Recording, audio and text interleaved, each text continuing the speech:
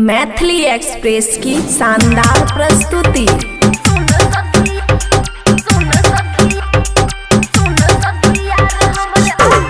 खुशी recording studio बलुआ। DJ Sumit Satish रईमा।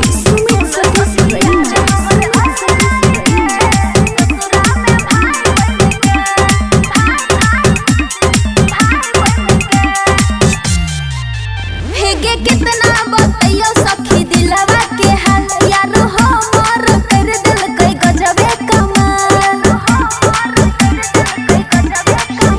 हेगे कितना बतैयो सखी दिलवा के हाल, यार हमर कर दिल कई गजबे कमाल। लगे ओकरा नहीं डर करई नहीं सबर, हमर जिंदगी में आइले कसाई बन के। सुन सखी हाँ सुन सखी यार हमर आए गे ससुरा में भाई बन के। सुन सखी यार हमर आए गे ससुरा में भाई बन के।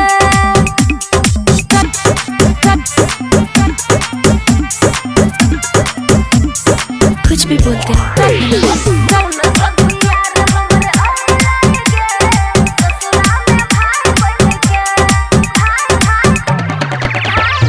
डीजे सुमित सतीश रईमा। खुशी रिकॉर्डिंग स्टूडियो बलुआ।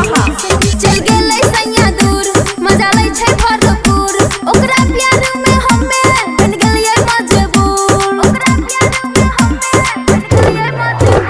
चल गेलै सैया दूर, मजा लै छै भरपूर, ओकरा प्यार में हमे बन गेलियै मजबूर। ओठ लाली क्रीम सब दै छै सिंगार, ओकरा कैसे के करियै सखी हम इने काट। सैया करे नै छै शक तब धाई नै छै हक, मजा लै छै उ खूबे साई बन के।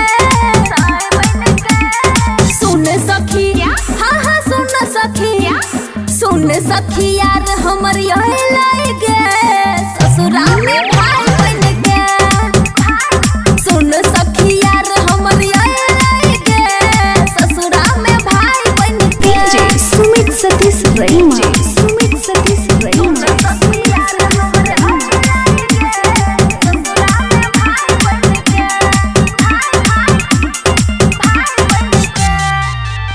मिलन छै दिलदार, खूब कर छै प्यार, गाँव के छियै लभर, बचपन के छियै यार। गाँव के छियै लभर, बचपन के छियै यार।